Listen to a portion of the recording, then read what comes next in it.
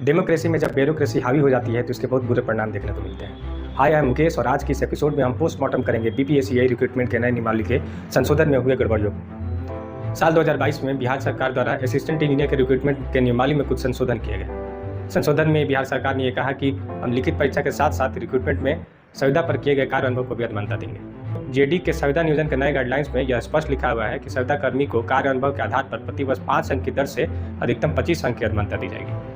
इस वर्ड को ध्यान से सुने कि 25 अंक की मान्यता दी जाएगी। अब आइए समझते हैं एग्जाम पैटर्न में हुए बदलावों को। संशोधन से पहले 700 अंक की लिखित परीक्षा होती थी और 100 अंक का इंटरव्यू होता था। कुल मिला के 800 की परीक्षा होती थी, 800 अंकों में मेरिट लिस्ट बनाई जाती थी।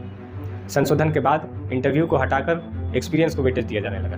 नए पैटर्न में 400 अंकों की लिखित परीक्षा होनी थी और 25 अंक एक्सपीरियंस को दी जानी थी। टोटल 425 अंक पेपर होता और 425 अंक में कैंडिडेट के प्राप्तांक पर मेरिट लिस्ट बनाई जाती। आरसीडी जो कि नोडल एजेंसी है, उसके सुपर मैथमेटिशियन अधिकारियों ने इसमें कुछ अपना ही मैथमेटिक्स लगा दिया।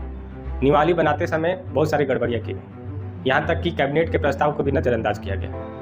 बता दें कि कैबिनेट ने अधिकतम 25 अंक का वेटेज देने की बात कही थी, लेकिन आरसीडी ने नियमावली बनाते समय 25 अंक को 25% में चेंज कर दिया। एवं कैबिनेट ने कभी भी लिखित परीक्षा के वेटेज को कम करने की बात नहीं कही थी, लेकिन आरसीडी ने लिखित परीक्षा के वेटेज को 25% तक कम कर दिया।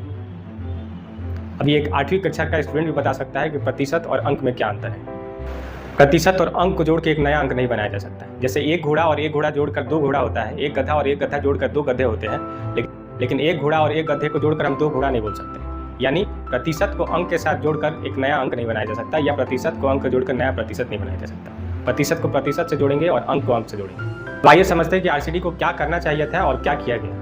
करना यह चाहिए था कि 400 अंकों की लिखित परीक्षा होती और 25 अंक एक्सपीरियंस को वेटेज दिया जाता।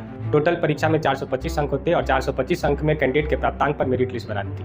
लेकिन आरसीडी ने किया क्या कि लिखित परीक्षा के प्रतिशत को 0.75 से गुणा करके लिखित परीक्षा के वेटेज को 25% तक कम कर दिया। लिखित परीक्षा के वेटेज को 25% कम करने के बाद एक्सपीरियंस के नाम पे अतिरिक्त 25% ऐड कर दिया। 25 अंक को 25% में बदलने एवं लिखित परीक्षा के वेटेज को कम करने से गैर संविदा अभ्यर्थी को ऐसी मार पड़ी कि उनका चयन होना लगभग नामुमकिन हो गया। उसका सीधा साधा सबूत है बीपीएससी पीएचडी 2024 के परीक्षाफल। अभ्यर्थियों का कहना है, जब कैबिनेट ने रिटेन एग्जाम के वेटेज को कम करने को कहा ही नहीं, तो आरसीडी ने कैसे अपने मन से रिटेन एग्जाम के वेटेज को 25% तक कम कर दिया। विभाग जाने पर अभ्यर्थियों से अनऑफिशियली अधिकारियों द्वारा कहा जाता है कि हाँ, हमसे गलती हुई है। अगर वो मानते हैं कि इसमें गलती हुई है तो इसमें सुधार कब तक होगा। कैबिनेट के प्रस्ताव में एक्सपीरियंस के वेटेज को अंक में परिभाषित की गई थी, लेकिन आरसीडी ने अपने मन से इस 25 अंक को 25% में बदल दिया। आखिर संविदा अनुभव को प्रयोग कर एक संविदा कर्मी जब नियमित हो ही चुके हैं तो उसे दोबारा वेटेज देने के लिए क्या तुक बनता है। अभ्यर्थियों का कहना है कि नई नियमावली में बहुत सारी खामियां हैं, जिससे एक खास वर्ग को काफी फायदा पहुंच रहा है और दूसरे वर्ग को पीछे धकेल दिया जा रहा है। बच्चों का कहना है कि उन्हें सीएम नीतीश कुमार से बहुत आशा है कि वह नियमावली में आवश्यक सुधार को करने के बाद ही बीपीएससी 2025 के परिणाम आयोग द्वारा प्रकाशित किया जाए।